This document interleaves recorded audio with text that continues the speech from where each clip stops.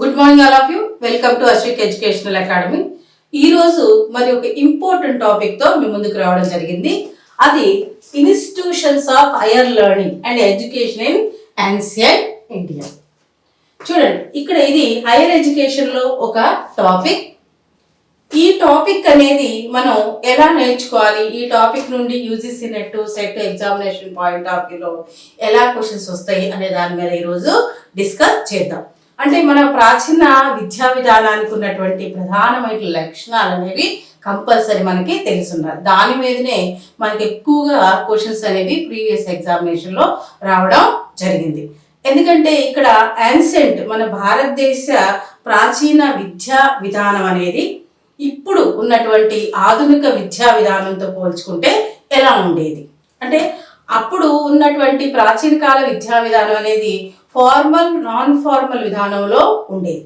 అంటే ఫార్మల్ ఎడ్యుకేషన్తో పాటు non formal education కూడా అందించేవాడు.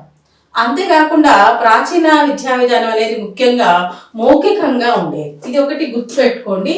అంటే మౌఖిక పరమైనటువంటి విద్యా విధానం ఉండేది. అంటే ఓరల్, ముఖ్యంగా గురువులు శిష్యులకి మౌఖికంగా బోధన చేసేవాడు. అనేక రకాలైనటువంటి జ్ఞానాత్మకమైనటువంటి, తాత్వికపరమైనటువంటి, మతపరమైనటువంటి, ఆధ్యాత్మికపరమైనటువంటి అంశాలను మౌఖికంగా శిష్యులకి అందించేవాడు. అదేవిధంగా శిష్యులు కూడా గురువులు అందించినటువంటి జ్ఞానాన్ని మౌఖికంగానే వల్లవేసేవాడు. ఆ వల్ల వేయడం ద్వారా ఆ జ్ఞానాన్ని అంతటి కూడా వాళ్ళ బ్రెయిన్లో ధారణ చేసుకునేవారు. ఆ తర్వాత తాళపత్ర గ్రంథాల మీద, ఇక చెట్ల బెరళ్ళ మీద రాయడం అనేటటువంటి అంశం అనేది డెవలప్ అయింది. అంటే రిటర్న్ ఫామ్ కూడా డెవలప్ అయింది. దాని ద్వారానే ప్రాచీన విద్యా విధానం అనేది ఎలా ఉండేది అనేది మనకి ఈరోజు తెలిసింది. ఎందుకంటే భారతదేశ ప్రాచీన విద్యా విధానం అనేది ఒక అద్భుతమైనటువంటి విద్యా విధానం. మన భారతదేశంలో ఈ విద్యా విధానం అనేది 3rd BC సెంచరీ నుండే స్టార్ట్ కావడం జరిగింది. ముఖ్యంగా బౌద్ధ కాలం నాటి విద్యా విధానం చూసుకున్నట్లయితే వారు అద్భుతమైనటువంటి విద్యా విధానాన్ని మన భారతీయులకే కాదు, ఫారిన్ కంట్రీస్ నుంచి వచ్చినటువంటి శిష్యులు కూడా అందించడం జరిగింది. వాళ్ళు విహారాస్ని, మొనిస్ట్రీస్ని ఏర్పాటు చేసి వాటి ద్వారా ఉన్నత విద్యను అందించేవారు. అప్పటి ఉన్నత విద్య విశ్వవిద్యాలయాలు తక్షశిల, నలంద, వల్లభ అనేవి చాలా ప్రముఖమైనటువంటి స్థానాన్ని పొందాయి. సో ఈ విషయాలన్నిటిని కూడా మనం ఈరోజు డిస్కస్ చేసుకోబోతున్నాం. ఎందుకంటే ఇవన్నిటి మీద కూడా మనకి ప్రశ్నలు అనేవి వచ్చినాయి. హైయర్ ఎడ్యుకేషన్ అయిపోయిన వెంటనే మీకు దీనికి సంబంధించినటువంటి క్వశ్చన్స్ కూడా డిస్ప్లే చేస్తాను. అప్పుడు మీకు అర్థమవుతుంది ఈ టాపిక్ నుండి క్వశ్చన్స్ ఎలా వస్తున్నాయి, దానికి మనం ఆన్సర్స్ ఎలా చేయాలి. ఎందుకంటే ఏ టాపిక్ అయినా మనం చదువుకునేటప్పుడు ఆ టాపిక్ లో ఉన్నటువంటి నిగూఢమైనటువంటి అంశాలను కూడా మనం చదువుకోవాలి. ఇప్పుడు ఇక్కడ ప్రాచీన విద్యా విధానం, ముఖ్యంగా ప్రాచీన విద్యా విధానంలో మనం దేన్ని ఎక్కువగా ఫోకస్ చేయాలి అంటే దాని లక్షణాల మీద ఎక్కువగా ఫోకస్ చేయాలి. క్యారెక్టరిస్టిక్స్, ప్రాచీన విద్యా విధానం యొక్క లక్షణాలు అనేవి ఎలా ఉన్నాయి, అవి ఆధునిక విద్యా విధానానికి దగ్గరగా ఉన్నాయా లేకపోతే మరి భేదాత్మకంగా ఉన్నాయా అనేది మనం తెలుసుకోవాలి. సో ఆ విధంగా మనం తెలుసుకున్నట్టయితే ఆన్సర్ ఈజీగా మనం చేయగలుగుతాం. ఓకేనా? సో మరి అప్పుడు ఉన్నటువంటి విద్యా విధానం అనేది ఎలా ఉండేది ఒకసారి చూద్దాం. మీకు ఇక్కడ ఇన్ఫర్మేషన్ కూడా డిస్ప్లే చేయడం జరిగింది. దాంతో పాటు నేను క్లియర్ కట్ గా ఎక్స్ప్లెయిన్ కూడా చేస్తాను. సో మీకు ఈ టాపిక్ మీద ఎలాంటి డౌట్ అనేది రాదు. ఒక నోట్స్ రాసుకోండి, దాంతో పాటే నా ఎక్స్ప్లెనేషన్ కూడా వినండి. ఇక్కడ the history of education in ancient India is fascinated and it's recorded and can be track to the ancient ఎరా. ముఖ్యంగా భారతదేశ విద్యా విధానానికి ఒక అద్భుతమైనటువంటి రికార్డు ఉంది. ఎందుకంటే మన భారతదేశ విద్యా విధానం గురించి విదేశాల్లో చాలా గొప్పగా మాట్లాడుకుంటారు. ఇక్కడ విద్యా విధానం అనే దాని మీద వాళ్ళకి చాలా ఫ్యాషన్ అనేది ఉంది. కాబట్టి ఎంతో మంది విద్యార్థులు ప్రాచీన కాలంలో మన తక్షశిల, నలంద, వల్లభ లాంటి విశ్వవిద్యాలయాలకు వచ్చి విద్యను అభ్యసించడం జరిగింది. సో మరి ఫారిన్ కంట్రీస్ నుండి కూడా మన భారతదేశానికి వచ్చి విద్యని అభ్యసించారు అంటే మన భారతదేశ విద్యా విధానానికి ఎంత గొప్ప ఖ్యాతి ఉందో ఇక్కడ మనకి తెలుస్తుంది. అంతేకాదు education in ancient India begin around 3rd century BC. 3rd century BCలోనే మన విద్యా విధానం అనేది స్టార్ట్ అయింది. మరి అప్పుడు ఎలాంటి విద్యను అందించేవాళ్ళు? ముఖ్యంగా ఏంటంటే religious training and traditional knowledge.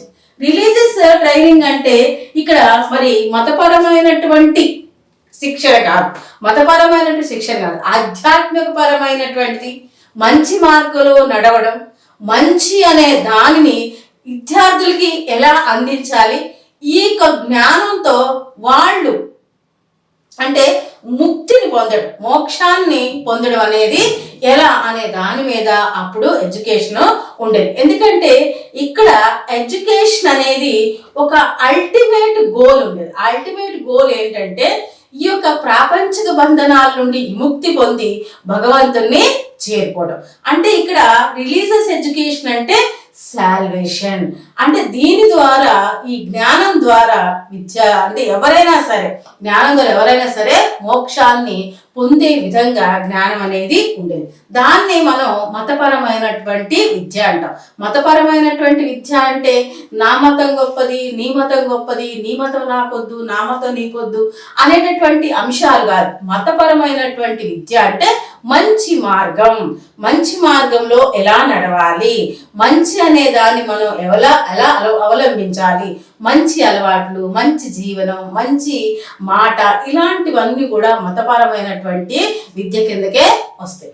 అంతేకాకుండా ట్రెడిషనల్ నాలెడ్జ్, ముఖ్యంగా అప్పుడు ఉన్నటువంటి విద్యా విధానం అంతా కూడా సాంప్రదాయబద్ధమైనటువంటి జ్ఞానాన్ని అందించేది. ఎందుకంటే ప్రతి ఒక్క సొసైటీకి కొన్ని ఆచారాలు, వ్యవహారాలు అనేవి ఉండేవి. వాటిని పిల్లలకు అందించే ఏర్పాటు గురువులు చేసేవారు. అంటే ఒక సొసైటీలో ఎలా ఉండాలి, ఎలా ఉండకూడదు, సొసైటీలో ఉండడానికి కావాల్సినటువంటి లక్షణాలు ఏంటి, మంచి ప్రవర్తన అనే దాన్ని ఎలా అలవర్చుకోవాలి అనేటటువంటి వాటిని అన్నిటిని కూడా ట్రెడిషనల్ బేస్డ్గా గురువులు శిష్యులకి అందించారు. ఎందుకంటే ఇక్కడ ఒక పరిపూర్ణమైనటువంటి మానవుడిగా ఒక విద్యార్థి ఎదగాలంటే ఏం చెయ్యాలి అనేది అంతా కూడా ట్రెడిషనల్ సిస్టమ్ ఆఫ్ ఎడ్యుకేషన్ కిందకే వస్తుంది. ఒక సంపూర్ణమైనటువంటి మానవుడిగా ఎదగడం. Sages and scholars impacted education orally. ఇక్కడ సేజెస్, స్కాలర్స్ అంటే అప్పుడు మునులు మరియు స్కాలర్స్, బాగా ఎక్స్పీరియన్స్డ్ అండ్ నాలెడ్జ్ పర్సన్స్ శిష్యులకి ఓరల్గా అంటే మౌఖికంగా విద్యను అందించేవాళ్ళు. ఆ తర్వాత palm leaves and barks of trees were used for writing. Palm leaves, చెట్లు బెరళ్ళు రైటింగ్ కోసం ఉపయోగించేవాళ్ళు. అంటే గురువులు బోధించినటువంటి అంశాలని శిష్యులు ఈ యొక్క తాళపత్ర గ్రంథాల మరియు చెట్లు బెరళ్ళ మీద రాసుకొని వాటి ద్వారా వాళ్ళ విద్యని అభ్యసించడం జరిగింది. అన్నిటికంటే ముఖ్యంగా వాళ్ళు నేర్చుకున్నటువంటి దాన్ని మళ్ళీ వల్లవేయడం ద్వారా, మెమరైజేషన్ చేసుకోవడం ద్వారా, మెడిటేట్ చేసుకోవడం ద్వారా వాళ్ళ యొక్క జ్ఞానాన్ని వాళ్ళ మనసులో ధారణ చేసుకున్నారు. ఇది ఒక ప్రధానమైనటువంటి ప్రాచీన విద్యా విధానానికి ఒక ప్రధానమైనటువంటి లక్షణంగా మనం చెప్పుకోవచ్చు. ఎందుకంటే ఈ ప్రశ్న మనకి ప్రీవియస్ ఎగ్జామినేషన్ లో కూడా అడగడం జరిగింది. ఈ క్రింది ఏ విధానంలో ప్రాచీన విద్యా విధానం అనేది నడిచేది అంటే ముఖ్యంగా ఓరల్లీ అంటే మౌఖికంగా. In ancient India both formal and non formal, formal గా నాన్ ఫార్మల్ గా ఎడ్యుకేషన్ అనేది ఇవ్వడం జరిగేది. నియత విద్యా విధానంలో మరియు అనియత విద్యా విధానంలో ఎడ్యుకేషన్ అనేది ఇవ్వడం జరిగేది. అంటే నియత విద్యా విధానంలో అంటే ముఖ్యంగా ఒక ప్రిస్క్రైబ్డ్ సిలబస్, ప్రిస్క్రైబ్డ్ సబ్జెక్ట్స్ గురించి అంటే ఫిలాసఫీనా, ఎపిస్టమాలజీ లేదా మెడిసిన్, ఇలా ఒక సబ్జెక్ట్ గురించి బోధించడంతో పాటు సబ్జెక్టు దాటి బయట ప్రపంచం సంబంధించినటువంటి అంశాలను కూడా బోధించడం అనేది జరిగేది. అంటే ఎలా ఉండాలి, ఎలా ఉండకూడదు అనేది. Indigenous education was impacted at home, in temples, పాఠశాల, స్టోల్స్, చతుస్పదాస్ అండ్ గురుకులాస్. ముఖ్యంగా మనం ఈ పాయింట్ ఆఫ్ వ్యూలో చూసుకున్నట్లయితే ప్రాచీన విద్యా విధానంలో విద్యను అందుకోవడానికి, బోధించడానికి ప్రత్యేకంగా స్కూల్స్ కానీ కాలేజెస్ కానీ లేవు. ఎక్కడైతే విద్యని అందించడానికి, గ్రహించడానికి అనుకూలంగా ఉంటుందో అవే అప్పుడు విద్య అంటే విద్యను అందించేటటువంటి ప్రదేశాలుగా వెలిసింది. అంటే ప్రత్యేకంగా ఒక ప్లేస్లోనే విద్యను అందుకోవడం కానీ లేకపోతే అక్కడికే వెళ్ళి చదువుకోవడం కానీ ఉండేది కాదు. ఎక్కడైతే గురువులకి శిష్యులకి అనుకూలంగా ఉంటుందో అది విద్యను అందించేటటువంటి ప్లేస్గా వెలవడం జరిగింది. అది హోమ్స్, టెంపుల్స్, లేకపోతే టోల్స్, చతుష్పదాస్, ఇక రకరకాలైనటువంటి ప్రదేశాలని వాళ్ళు విద్య అందించడానికి ఉపయోగించారు. అంటే చతుష్పదాస్ అంటే వీటిని అరుగులని అంటారు. అంటే ఒకప్పుడు ఉండేవి, అరుగుల మీద కూర్చొని కూడా స్కాలర్స్, ఎక్స్పీరియన్స్ పర్సన్స్ విద్యను అందించడం జరిగేది. అంతేకాదు, అంటే విద్యను కేవలం గురువులు శిష్యులకి అందించడే కాదు, ఎవరైనా సరే ఎక్స్పీరియన్స్ పర్సన్స్ లేకపోతే నాలెడ్జ్ పర్సన్స్ యూత్ కావాల్సినటువంటి విద్యను, మార్గదర్శకాలను కూడా అందిస్తూ వాళ్ళకి కావాల్సినటువంటి జ్ఞానాన్ని అందించేవాడు. అది ఇంట్లో కానీ లేకపోతే ఇంటి బయట కానీ టెంపుల్స్లో కానీ ఎక్కడైనా సరే. అంటే ఇక్కడ ప్రత్యేకంగా గురువులు మాత్రమే శిష్యులకి విద్యను అందించడం కాదు, ఎవరైనా సరే, చదువుకున్న వాళ్ళు ఎవరైనా, జ్ఞానం ఉన్న వాళ్ళు ఎవరైనా, అనుభవం ఉన్న వాళ్ళు ఎవరైనా వాళ్ళ అనుభవాల్ని, వాళ్ళ జ్ఞానాన్ని యువతకి ట్రాన్స్ఫర్ చేయడం ద్వారా యువతని ఒక మంచి మార్గంలో నడిపించేటటువంటి విధానం మన ప్రాచీన విద్యా విధానానికి ఉండేది. ఇది చాలా, అంటే చూడండి, ఈ పాయింట్ని మనం ఎంత చక్కగా నేర్చుకోవాలంటే, మన విద్యా విధానం కేవలం గురువుల ద్వారానే ఉండేదా అంటే గురువుల ద్వారానే, ఎవరైనా సరే, అంటే నాలెడ్జ్ ఉన్న ప్రతి వాళ్ళు కూడా ఇక్కడ విద్యను అందించడానికి అర్హులుగా ఉండేవాళ్ళు. ఇంట్రెస్ట్ ఉన్న ప్రతి ఒక్క పర్సన్ కూడా విద్యని గ్రహించడానికి అర్హులుగా ఉండేవాళ్ళు. So there were people in homes, villages and temples who guided young children in imbibing pure spheres of life. ఎందుకంటే వాళ్ళ భవిష్యత్తుకి మంచి మార్గాన్ని అందించడానికి అందరూ కూడా తమ వంతు సహాయం చేసేవాళ్ళు. Temples were also the centers of learning and took interest in the promotion of knowledge of our ancient system. చూడండి, ఇక్కడ టెంపుల్స్ లో ఇప్పుడు ఆధునిక ఈ విద్యా విధానంలో టెంపుల్స్ మనం only for the prayers use చేస్తాం, పూజ పురస్కారాలకి యూజ్ చేస్తాం. కానీ అప్పుడు టెంపుల్స్ అనేవి నాలెడ్జ్ అందించేటటువంటి ప్రదేశాలుగా ఉండేవి. చూడండి, అంటే ఇక్కడ టెంపుల్స్ అనేవి centres of knowledge, centres of learning. Centres of learning అంటే టెంపుల్స్ లో కూడా యువతకు కావాల్సినటువంటి జ్ఞానాన్ని, అభ్యసనాన్ని, మార్గదర్శకాల్ని, సాంప్రదాయ విద్యా విధానాన్ని అందించడానికి ప్రధానమైనటువంటి ప్రదేశాలుగా ఉండేవి. సో ఇప్పుడు మనం టెంపుల్స్కి ఎందుకు వెళ్తాం? పూజలు చేసుకోవడానికి వెళ్తాం, లేకపోతే మనం ఏదన్నా భగవంతుని అడగడానికో ఎనుకో వెళ్తాం. కానీ అప్పుడు టెంపుల్స్ అనేవి జ్ఞానాన్ని సముపార్జించడానికి ఉండేవి.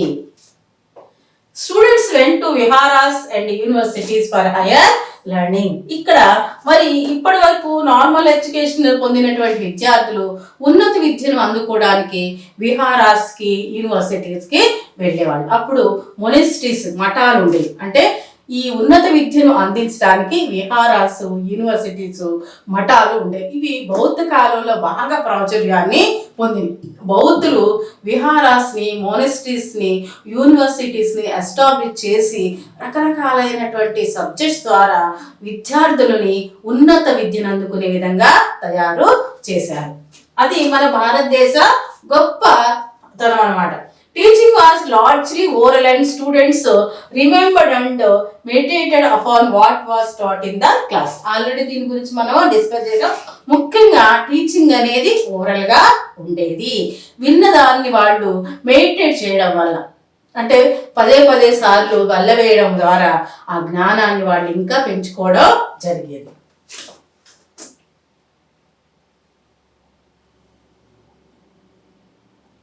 So fundamentals of ancient Indian education. మన యాన్సెంట్ ఇండియన్ ఎడ్యుకేషన్ యొక్క ఫండమెంటల్స్ ఏంటి, ప్రధాన ఉద్దేశం ఏంటి? ఇక్కడ ఒకటే ఒక పాయింట్ మనం గుర్తుపెట్టుకోవాలి. ఎందుకంటే ఇక్కడ ఎడ్యుకేషన్ యొక్క ముఖ్య ఉద్దేశం మోక్షం. అంతే, ఎడ్యుకేషన్ యొక్క ముఖ్య అంటే యాన్సెంట్ ప్రాచీన కాలంలో ఎడ్యుకేషన్ అంటే జ్ఞానం యొక్క ముఖ్య ఉద్దేశం మోక్షం.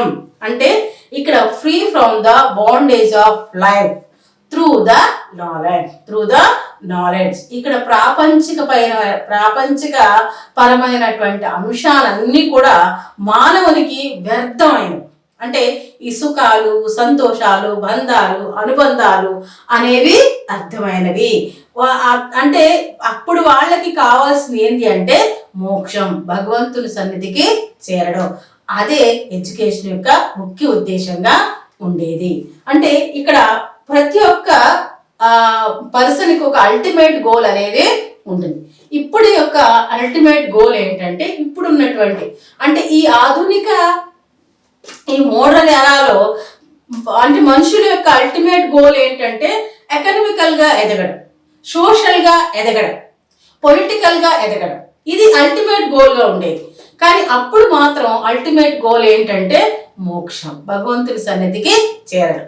అంతేకాకుండా మరుజన్మ లేనటువంటి ముక్తిని పొందడం. అది జ్ఞానం ద్వారానే సాధ్యం అవుతుంది అని అప్పటి వాళ్ళు నమ్మేవాళ్ళు. దానికోసమే జ్ఞానాన్ని వాళ్ళు పొందేవాళ్ళు. Ancient Indian education had been evolved strictly on the foundations of Indian epistemological and philosophical traditions. ముఖ్యంగా మన ఇండియన్ ఎడ్యుకేషన్ అంటే యాన్సెంట్ ఇండియన్ ఎడ్యుకేషన్ అనేది దేని మీద ఎక్కువగా ఫోకస్ చేసింది అంటే జ్ఞానాత్మకపరమైన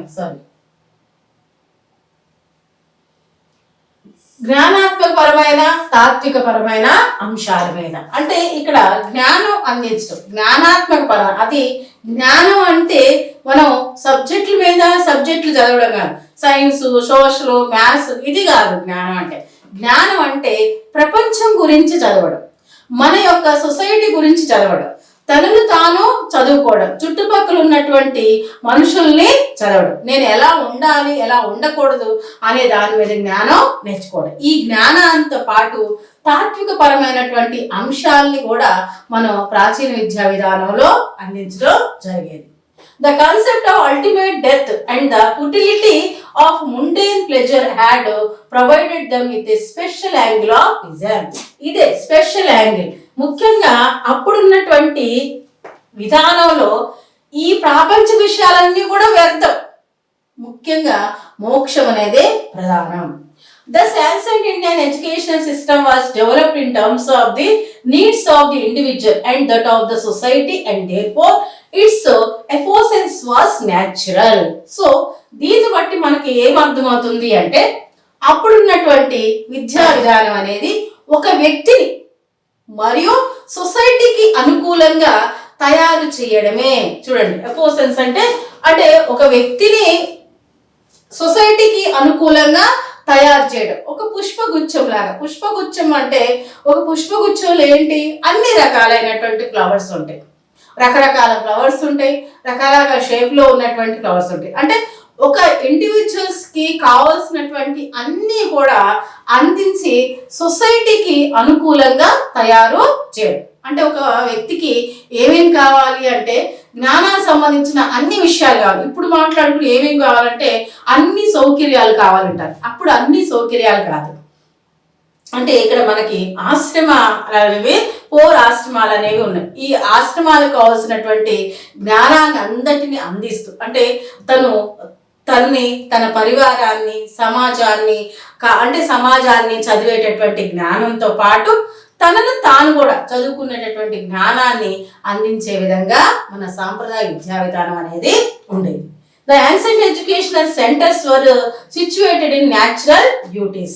అంటే ఇక్కడ మనకి మన ఈ విహారాస్ కానీ, మోనస్ట్రీస్ కానీ, యూనివర్సిటీస్ కానీ అంటే విద్యను అందించేటటువంటి ప్రదేశాలన్నీ కూడా న్యాచురల్ బ్యూటీలు అంటే ప్రకృతి ఒడిలో స్థాపించబడినవి. అంటే ప్రకృతి ఒడిలో అంటే చుట్టుపక్కల అంతా కూడా అద్భుతమైనటువంటి కొండలు, గుట్టలు, చెట్లు, వీటి మధ్యలో అంటే ఇక్కడ విహారాస్ కానీ, మోనస్ట్రీస్ కానీ, యూనివర్సిటీస్ కానీ ఉండేవి. మనకి శాంతినికేతనం లాగా అనమాట. శాంతినికేతనం అనేది ఒక ప్రకృతిలో ఏర్పాటు చేయబడినటువంటి ఒక పాఠశాల. అలాంటి ప్రకృతి సన్నిధిలో, ప్రకృతి ఒడిలో, ప్రకృతిని చదువుతూ, ప్రకృతితో పాటు జీవిస్తూ, ప్రకృతి సంబంధించినటువంటి అంశాలన్నిటిని నేర్చుకునేవారు. అందుకని ఆ రోజుల్లో ఆయుర్వేదం అనేది ఒక అద్భుతమైనటువంటి శాస్త్రంగా అభివృద్ధి చెందడమే కాకుండా అప్పటి వాళ్ళు అందరూ కూడా ఆయుర్వేదం గురించి అభ్యసించిన వాళ్ళే. ఆయుర్వేదం అనేటటువంటి మెడిసిన్ ద్వారా ఎన్నో రకాలైనటువంటి రోగాల్ని నయం చేసినటువంటి డాక్టర్స్ మన ప్రాచీన భారతదేశంలో ఉన్నారు. ఈ రోజు మనం సర్జరీ గురించి మాట్లాడుకున్నాం. ఈ సర్జరీ అనేది మన భారతదేశంలో ఎప్పుడో అభివృద్ధి చెందినటువంటి ఒక శాస్త్రం. దాని గురించి నెక్స్ట్ చదువుదాం. Main educational centres and universities in ancient India. మన భారతదేశంలో యూనివర్సిటీస్ లేదా ఎడ్యుకేషనల్ సెంటర్స్ ఏవైతే ఉన్నాయో వాటిని చూద్దాం. ముఖ్యంగా మీకు ఇంకొక విషయం కూడా చెప్పాలి. అసలు అప్పుడున్నటువంటి విద్యా విధానం అనేది స్వదేశీ విద్యా విధానం. ఇక్కడ స్వదేశీ విద్యా విధానం, ఇండిజినియస్ ఎడ్యుకేషన్ అంటారు. ఇండిజినియస్ ఎడ్యుకేషన్ అంటే ఇక్కడ మీరు ముఖ్యంగా గమనించాలి. స్వదేశీ విద్యా విధానం అంటే మన భారతదేశ సాంప్రదాయాలు అనుకున్నాం. అంటే ఎవరు ఏ ప్లేస్లో అయితే ఉన్నారో ఆ ప్లేస్కి సంబంధించినటువంటి భాషని, మతాన్ని, ఆ ప్లేస్కి సంబంధించినటువంటి సాంప్రదాయాల్ని, ఆచారాలని అనుగుణంగా మన విద్యా విధానం అనేది ఉండేది.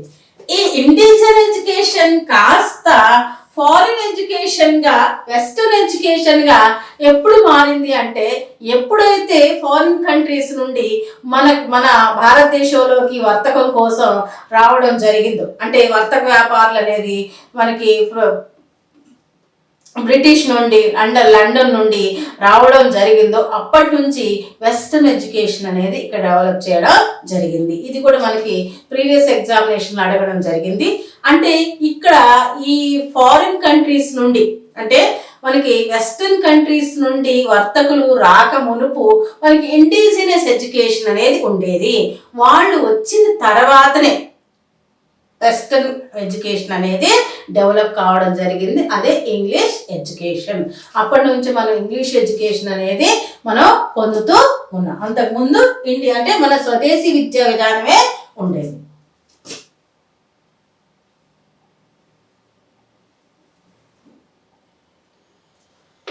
మరి ఇక్కడ మనం ఏమేమి చదువుకునే వాళ్ళం, మరి ఏమేమి శాస్త్రాన్ని అభ్యసించే వాళ్ళు ప్రాచీన విద్యా విధానంలో అనేది ఇక్కడ ఒకసారి చూద్దాం. ఎందుకంటే ఇవన్నీ కూడా చూడండి, ఈ శాస్త్రాలన్నీ కూడా ఇప్పుడు మనం మాట్లాడుకోవాలి. ఇవన్నీ అప్పుడే అభివృద్ధి చెంది ఉన్నాయి.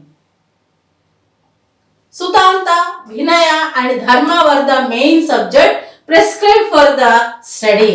ఈ యొక్క సుతాంత, వినయ, ధర్మ అనేవి ఒక మెయిన్ సబ్జెక్ట్స్ గా ఉండేవి. వీటితో పాటు వొకేషనల్ గా కూడా, అంటే వొకేషనల్ కోర్సెస్, ఇప్పుడు మనం వొకేషనల్ కోర్సెస్ అని అంటున్నాము.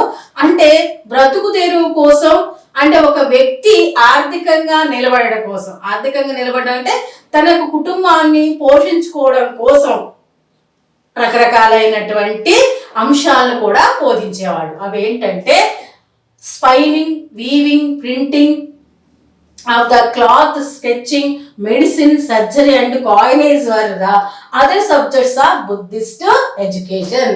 చూడండి, అంటే మెయిన్ సబ్జెక్ట్స్ తో పాటు వృత్తిపరమైనటువంటి రకరకాలైనటువంటి కోర్సులు కూడా బుద్ధిస్ట్ కాలంలో బోధన చేసేవాడు. ఇక్కడ చూడండి, మనం సర్జరీ అనే ముచ్చట మాట్లాడుకుంటే, సర్జరీ అనేది భారతదేశంలో సర్జరీ అనే దాన్ని సుశ్రుత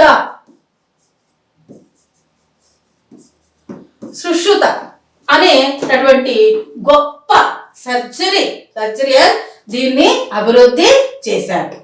అంటే సుశ్రుత సంహిత అని అంటుంది. సుశ్రుత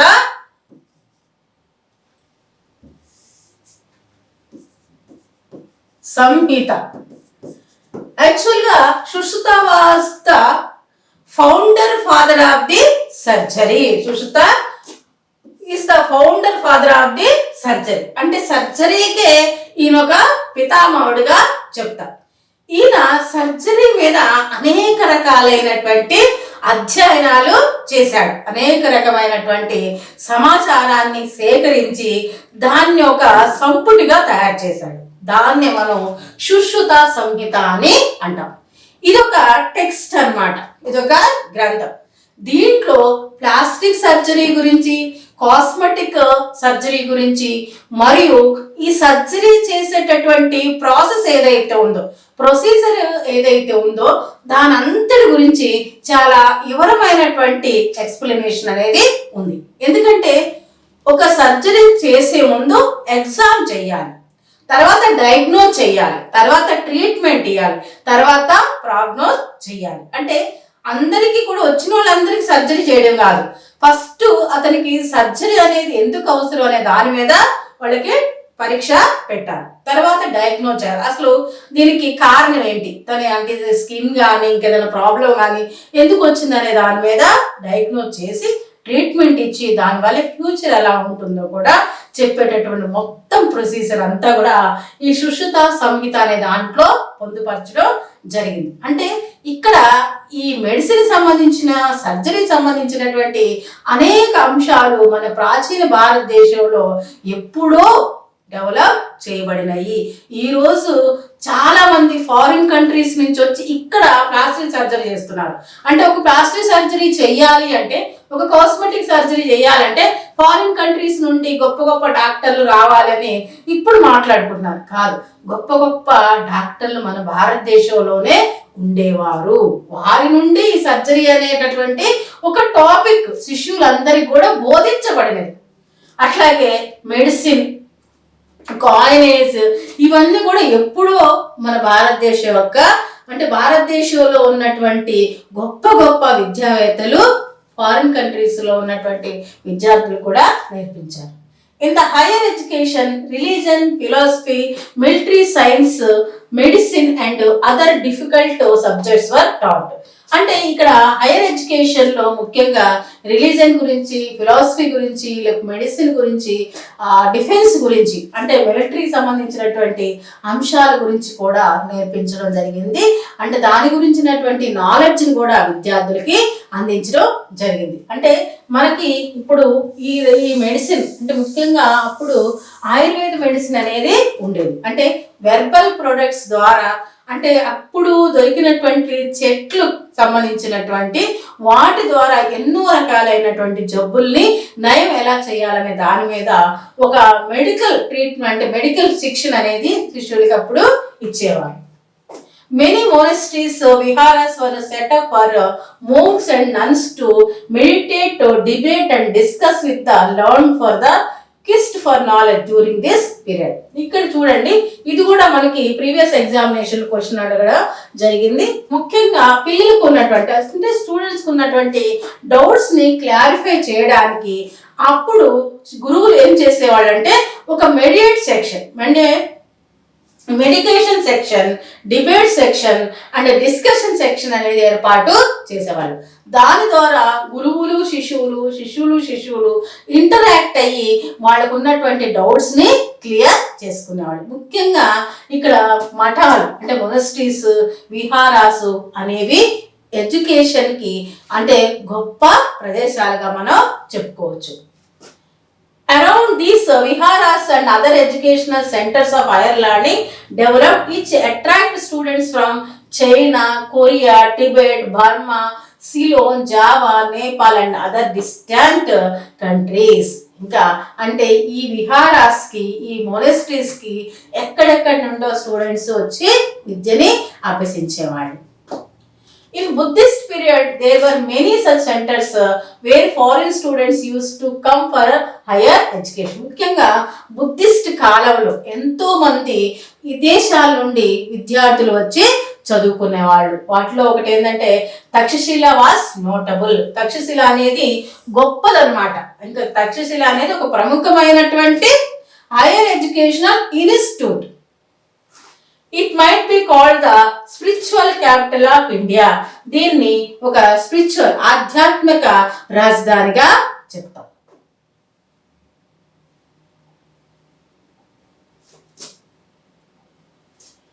నెక్స్ట్ చూడండి, తక్షశిల ఇది ఇప్పుడు ఎక్కడ ఉంది అంటే రావల్పిండి, పాకిస్తాన్ లో ఉంది. అయితే ఆర్చియలాజికల్ సైట్ గా యునెస్కో, అంటే ఇది ఆర్చియలాజికల్ సైట్, యునెస్కో దీన్ని వరల్డ్ హెరిటేజ్ సైట్ గా 1980లో గుర్తించడం జరిగింది. ఇది కూడా ప్రీవియస్ ఎగ్జామినేషన్ లో అడిగినటువంటి ప్రశ్న. అంటే ఏ విశ్వవిద్యాలయాన్ని, అంటే ఏ ప్రాచీన విశ్వవిద్యాలయాన్ని యునెస్కో వరల్డ్ హెరిటేజ్ సైట్ గా గుర్తించడం జరిగింది. ఎప్పుడు గుర్తించడం జరిగింది అంటే 1980లో వరల్డ్ హెరిటేజ్ సైట్ గా దీన్ని గుర్తించడం జరిగింది. ఓకేనా. నలంద ఇది బీహార్ లో ఉంది. Unique symbol of Indian philosophy. Indian philosophy అందించడంలో ఇది ఒక గొప్ప సింబల్ గా చెప్పుకోవాలి, అంటే గొప్ప ప్రతీక ఉందన్నమాట. మన ఇండియన్ ఫిలాసఫీ అనేటటువంటి సబ్జెక్ట్ ఇక్కడ చాలా గొప్పగా బోధించేవాళ్ళు. వల్లభి ఇది గుజరాత్ లో ఉంది. సెక్యులర్ సబ్జెక్ట్స్ ని ఇక్కడ బోధించేవాళ్ళు. ఇది మన ప్రాచీన విద్యా విధానానికి ఉన్నటువంటి లక్షణాలు. మన ప్రాచీన విద్యా విధానం ముఖ్యంగా దీంట్లో మీరు మెయిన్గా ఏం నేర్చుకోవాలి అంటే, ప్రాచీన విద్యా విధానం అనేది ఏ బేస్డ్గా ఉండేది, ఇది మౌఖిక బేస్డ్గా ఉండేది. ఇక్కడ ప్రాచీన విద్యా విధానం అనేది ఫార్మల్, నాన్ ఫార్మల్గా ఉండేది. అంతేకాకుండా ఇక్కడ మరి రిటర్న్ అనేది ఏ ఫామ్లో ఉండేది అంటే, రిటర్న్ అనేది వాళ్ళు రిటర్న్ కోసం దేన్ని ఉపయోగించుకునేవాళ్ళు, తాళపత్ర గ్రంథాలని లేదా చెట్ల బెరల్ని ఉపయోగించుకునేవాళ్ళు. ఏ సబ్జెక్ట్స్ ఇక్కడ బోధించబడేవి, అసలు జ్ఞానం అనేది ఎందుకు, ఇలాంటి అంశాల మీద మీరు ఫోకస్ చేసినట్లయితే మీరు చాలా ఈజీగా ఆన్సర్ చేయగలుగుతారు. ఇది మనకి ప్రాచీన విద్యా విధానానికి సంబంధించినటువంటి ఒక ఇన్ఫర్మేషన్. అంతకంటే ముందు మీరు ఒక ఇంపార్టెంట్ విషయం తెలుసుకోవాలి. ఇప్పుడు మా ఛానల్లో ఈ యూజీసీ నెట్ సెట్కి సంబంధించినటువంటి ఫుల్ కోర్సు, పేపర్ 1కి సంబంధించిన ఫుల్ కోర్సు అవైలబుల్ ఉంది. వీడియోస్ రూపంలో కానీ, మీకు ఆన్లైన్ క్లాసెస్ రూపంలో కానీ, మెటీరియల్ రూపంలో కానీ ఇప్పుడు మీకు అందుబాటులో ఉంది. కావాల్సిన వాళ్ళు స్క్రోల్ అవుతున్నటువంటి నెంబర్కి కాల్ చేసి తీసుకోవచ్చు. అంతేకాకుండా మీకు మోక్ టెస్ట్లు కూడా మేము కండక్ట్ చేస్తాము. అంటే ఇప్పుడు టీఎస్ సెట్ చాలా దగ్గరలో ఉంది, దీనికి వీలు పడదు. కానీ నెక్స్ట్ సెషన్కి, నెక్స్ట్ రాబోయే ఎగ్జామ్ ఏదైతే ఉందో అది యూజీసీ నెట్ కానీ సెట్ కానీ, దానికి మీకు ఎగ్జామ్ ఒక 1.5 month ఉంది అనగా మీకు మోక్ టెస్ట్లు కండక్ట్ చేస్తాము. ఓకే.